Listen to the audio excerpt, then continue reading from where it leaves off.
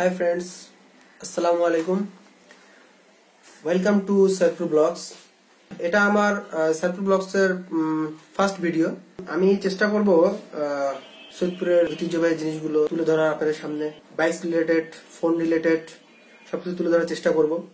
এটা আমার first blog, তো যদি কোনো ভুল ভ্রান্তি হয়ে থাকে তো অবশ্যই ক্ষমা করবেন। আমার ফ্রেন্ড কিছুদিন আগে একটি হিরো হাং বাইক কিনেছে। তো বর্তমানে হিরো হাং বাইক খুবই পপুলার একটি বাইক। প্রাইস সেগমেন্ট বলেন, দাম 1,50,000 এর মধ্যে একটা খুব সুন্দর একটি বাইক। তো জাস্ট একটা রিভিউ করব হিরো হাং বাইকের। এবং হ্যাঁ, পরবর্তীতে আপনারা কোন বাইকের রিভিউ চাচ্ছেন, সেটা যে কোনো বাইক আপনি আমাকে কমেন্ট করে জানাতে পারেন। আর আমি এরপরে নতুন শোরুমে নিয়ে যায় আপনাদেরকে নতুন বাইকগুলোর প্রাইস, আপডেট প্রাইসগুলো জানাবো। তারপর সেকেন্ড হ্যান্ড কিছু শোরুম রয়েছে, সেখানে কি কি বাইক রয়েছে, বাইকের দামগুলো আপনাদেরকে জানানোর চেষ্টা করবো ইনশাআল্লাহ। আশা করি সবাই সৈয়দপুর ব্লগস চ্যানেলটি সাবস্ক্রাইব করে রাখবেন, পাশে থাকা বেল আইকনটি প্রেস করে দিবেন। আর হ্যাঁ, কমেন্ট বক্সে জানাবেন কেমন লাগলো, আমার ভিডিওটি শেয়ার করবেন। জাস্ট আপনার সাপোর্ট চাই, আর কিছু না। আর ইনশাআল্লাহ নতুন নতুন ভিডিও আপনাদেরকে দেওয়ার চেষ্টা করবো। Let's go. হাই ফ্রেন্ড, তো চলে আসলাম আমরা আমার ফ্রেন্ডের কাছে। আমার ফ্রেন্ডের কাছে হিরো হাং বাইকটি আছে, তো আমরা এখন তার সাথে কথা বলবো। সে আজ প্রায় 3 মাস ধরে বাইকটি চালাচ্ছে। আমরা বাইকটি কিনেছিলাম কবে? নভেম্বরের 6 তারিখ। তো লেটস স্টার্ট।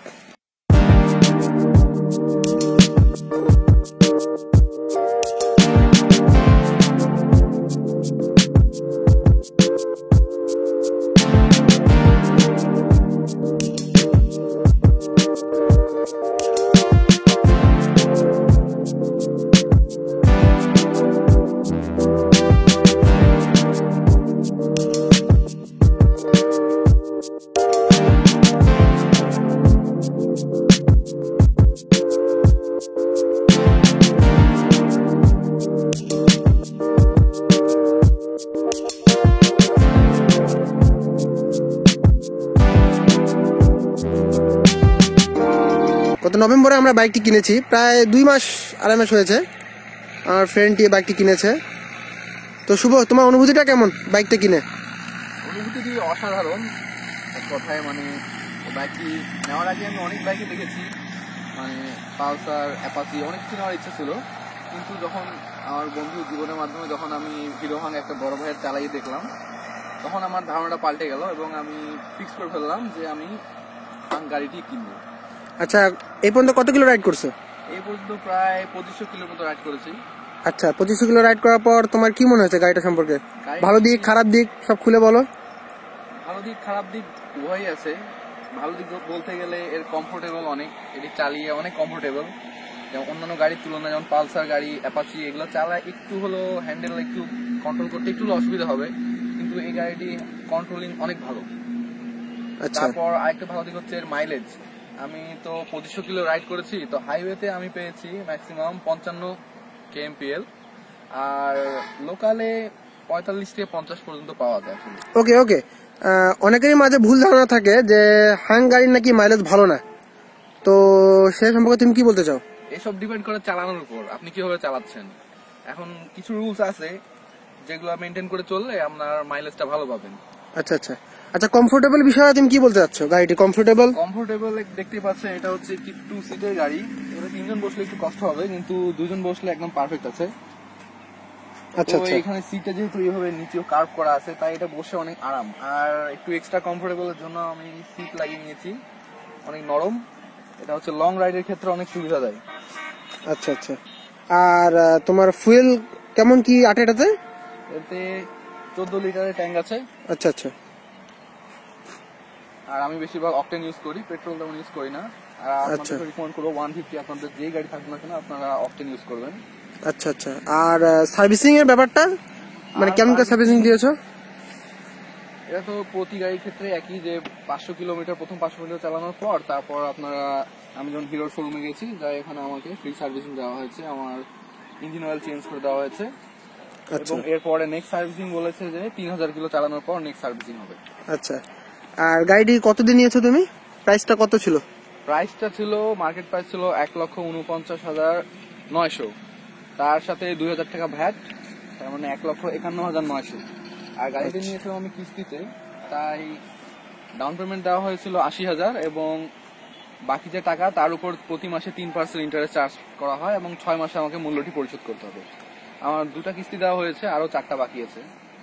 আচ্ছা, গাড়িটা তুমি কোথা থেকে কিনেছিলে? গাড়িটা কিনেছিলাম, আপনারা দেখতে পারবেন এখানে নাম সোয়েম মোটরস থেকে। কি আমরা দেখতে পাচ্ছি সোয়েম মোটরস। আচ্ছা, এই ডিটেলসটা আমরা মনে হয় পিছে পাবো। ডিটেলসটা আমি আপনাকে দেখাচ্ছি। সোয়েম মোটরস, বিসিক শিল্প নগরীর সামনে, রংপুর রোড, সৈয়দপুর, নীলফামারী। বাইকটি মোটামুটি সুন্দর, আমিও রাইড করেছি, মোটামুটি খুব ভালোই কমফোর্টেবল অ্যান্ড মাইলেজ বাইক বলা যায়। কারণ অনেকের ভুল ধারণা থাকে যে হ্যাং বাইকে নাকি মাইলেজ ভালো না, তবে কথাটি ভুল। কারণ আমি আমার ফ্রেন্ডের সঙ্গে রাইড করেছি, আমি এ সম্পর্কে মোটামুটি পরীক্ষা চালিয়েছি, মোটামুটি ভালো রেজাল্টটি ভালোই, প্রায় 50-52। আর লোকাল রাস্তায় আর কি 40-42 পাওয়া যায়। আর সব কিছু আপনার ডিপেন্ড করে আপনার ড্রাইভিংয়ের উপর, আপনি কীভাবে ড্রাইভ করছেন, আপনার ড্রাইভিং পদ্ধতি, গিয়ারের ব্যাপারটা, ইঞ্জিন অয়েলের ব্যাপারটা। আর হ্যাঁ শুভ, ইঞ্জিন অয়েলের ব্যাপারটা একটু বলো, কীভাবে কী চেঞ্জ করছে ইঞ্জিন অয়েল?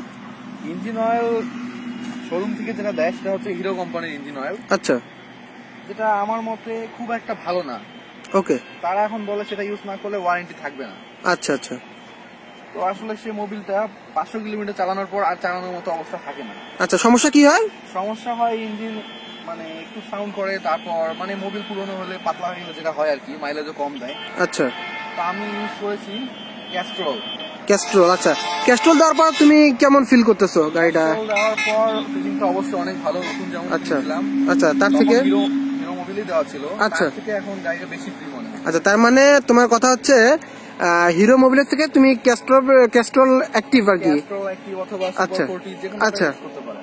আচ্ছা, মানে সেটা ভালো হবে, তুমি সেটা রিকমেন্ড করছো তাই তো? অনেকে বলে যে বিভিন্ন গ্রেড আছে, আচ্ছা। সেই গ্রেড অনুযায়ী মোবিল না দিলে সমস্যা হয়। হ্যাঁ হ্যাঁ হ্যাঁ, কথাটা ঠিক। সেই হিসাবে আমি ক্যাস্ট্রলে দিয়েছি, কারণ আচ্ছা, সুপার আচ্ছা। 40 গ্রেডটা ম্যাচ করে না, কিন্তু ক্যাস্ট্রল পুরোপুরি ম্যাচ না করলেও মোটামুটি ম্যাচ করে, কিন্তু আমার মাইলেজ এখনো সেম আছে। অনেকে বলে যে অন্য গ্রেডে দিলে মাইলেজ ভালো পাবেন না, কিন্তু এটা আচ্ছা আচ্ছা, ভুল ধারণা।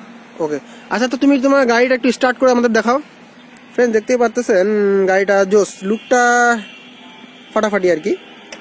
অন্যান্য বাইকের থেকে আমি মনে করব এই প্রাইস রেঞ্জের মধ্যে এর থেকে ভালো লুকের বাইক হয়তো বাংলাদেশে খুব কমই আছে। একটু গাড়ির সাউন্ডটা একটু অ্যাডজাস্ট একটু শোনাও তো দেখি। আচ্ছা, ওকে ওকে, হ্যাঁ সাউন্ডটা একটু শুনি। গাড়িটার সাউন্ড খুবই স্মুথ। আমার মনে হয় বাংলাদেশে যতগুলো বাইক রয়েছে তার মধ্যে হিরো হোন্ডা এগুলো কোম্পানির বাইক সাউন্ড খুবই কম হয়ে থাকে। আর বিশেষ করে এই হিরো বাইকটি, তারপরে সিবিজেড, এগুলো সাউন্ড খুবই কম হয়ে থাকে। দেখতে পাচ্ছেন আপনার এক্সজস্টের সাউন্ড দেখুন।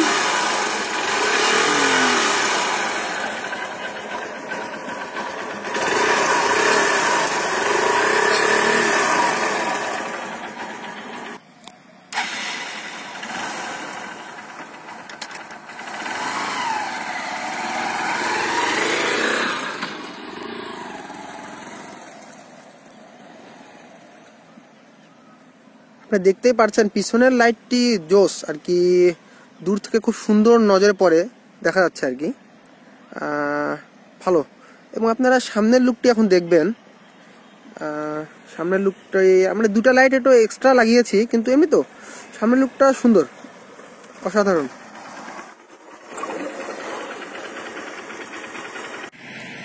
আচ্ছা শুভ, এখন আমরা জানবো এর ব্রেকিং সিস্টেমটার ব্যাপারে কিছু বলতে। ব্রেকিং সিস্টেমটি অনেক ভালো। এখানে দুটো ভার্সন আছে হাঙ্কের, ডবল ডিস্ক এবং সিঙ্গেল ডিস্ক। আমি সিঙ্গেল ডিস্ক নিয়েছি। আমার সামনের টায়ারে হাইড্রোলিক আছে এবং পিছনের টায়ারে ড্রাম ব্রেক। আচ্ছা, আমরা দেখতে পাচ্ছি এটা কিন্তু একটা সিঙ্গেল ডিস্কের বাইক। ওকে, আচ্ছা, তারপর ব্রেকিং সিস্টেমটা কেমন? হাইড্রোলিক আছে এবং পিছনে ড্রাম ব্রেক আছে। এখন দুটো হাইড্রোলিক হলে আমার আসলে যার যেমন পছন্দ, কারো দুটো হাইড্রোলিক পছন্দ, আমার যেমন একটি ড্রাম একটি হাইড্রোলিক পছন্দ। কারণ দুটো হাইড্রোলিক থাকলে আমার অনেক রিস্ক মনে হয়। আসলে আমি যত সময় পিছনেরটাই ইউজ করি ব্রেক, আর এমার্জেন্সি ছাড়া আমি সামনের হাইড্রোলিক তেমন ইউজ করি না। তাই দুটো মিলিয়ে আমার অনেক কমফোর্টেবল লাগে ব্রেক। আচ্ছা শুভ, তাহলে এখন আমরা বাইকটার খারাপ দিক সম্পর্কে জানবো ফ্রেন্ডস। সে চালানোর সময় কি কি প্রবলেম ফেস করেছে, এই পর্যন্ত আর কি কি সমস্যায় পড়েছে সেটা সম্পর্কে আমরা এখন বিস্তারিত জানবো। হ্যাঁ শুভ, তুমি যদি তোমার সমস্যাগুলো বলতে, কি কি সমস্যা আছে বাইকে, বা সেই সমস্যাগুলো তুমি কিভাবে ফেস করছো, কিভাবে সলভ করছো যদি বলতা। সমস্যা খুব বেশি নেই, সমস্যা কয়েকটা আছে যেগুলো আমি বলে দিচ্ছি। সেটার প্রথম সমস্যা হচ্ছে হাঙ্কের, এটা হচ্ছে হেডলাইট। এর যে ডিফল্ট হেডলাইট দেওয়া আছে এটার আলো খুব একটা ভালো না। লোকাল রোডে চালানোর সময় ওকে ঠিক আছে, কিন্তু হাইওয়েতে রাইড করার সময় এটা মানে মাঝে মধ্যে মনে হয় যে কিছুই নেই, আলো খুব একটা ভালো না। যার কারণে আমি দেখতে পাচ্ছেন এক্সট্রা লাইট লাগিয়ে নিয়েছি। আচ্ছা আচ্ছা, এক্সট্রা রাইড গুলো তুমি কোথা থেকে করেছো? এগুলো দিনাজপুর থেকে কিনেছি, মিস্ত্রিপাড়া থেকে। আচ্ছা, প্রাইসটা কত পড়ছিল এগুলোর? এগুলোর প্রাইস পড়েছিল আমার 800 টাকা জোড়া। আচ্ছা, একটু যদি জ্বালায় দেখাইতা।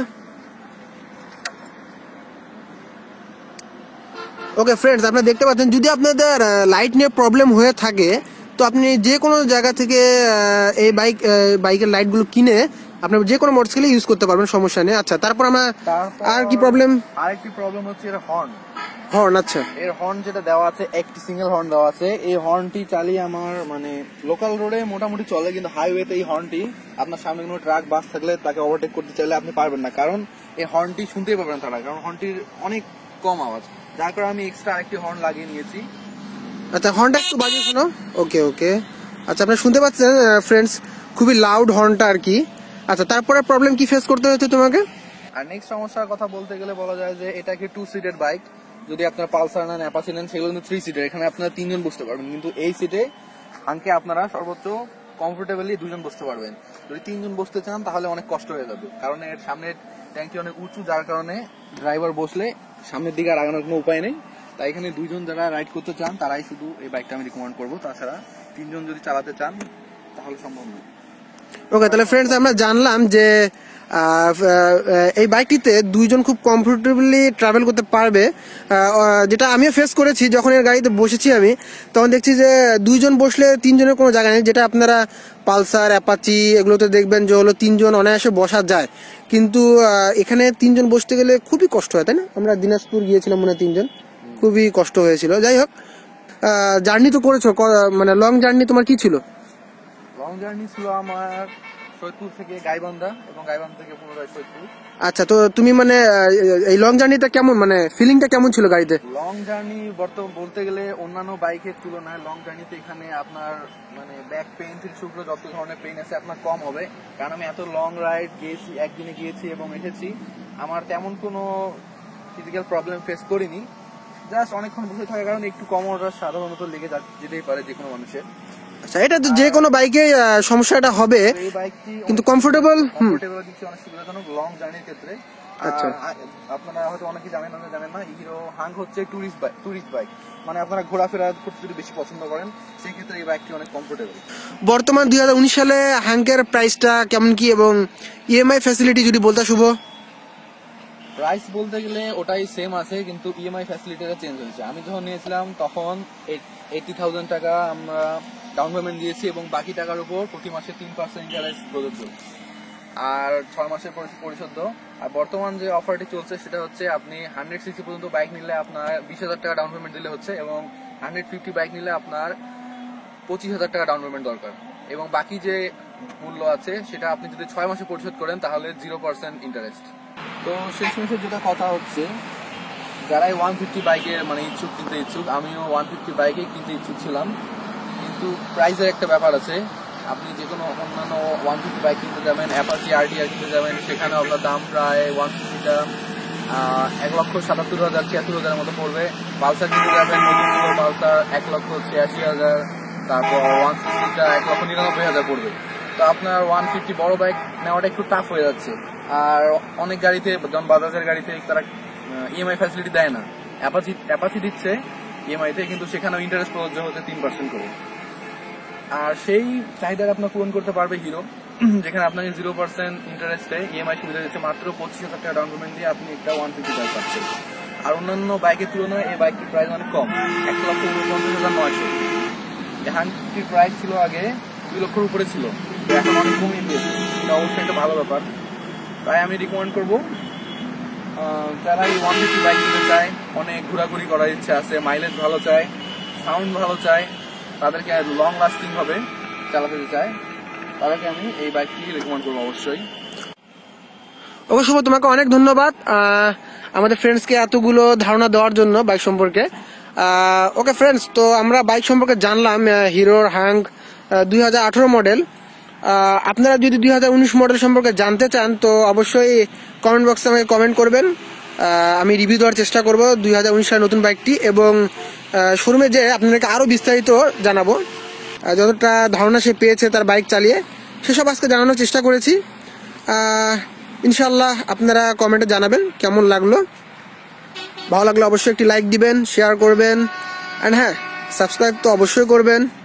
ওকে, let's go to home. Shubho okay.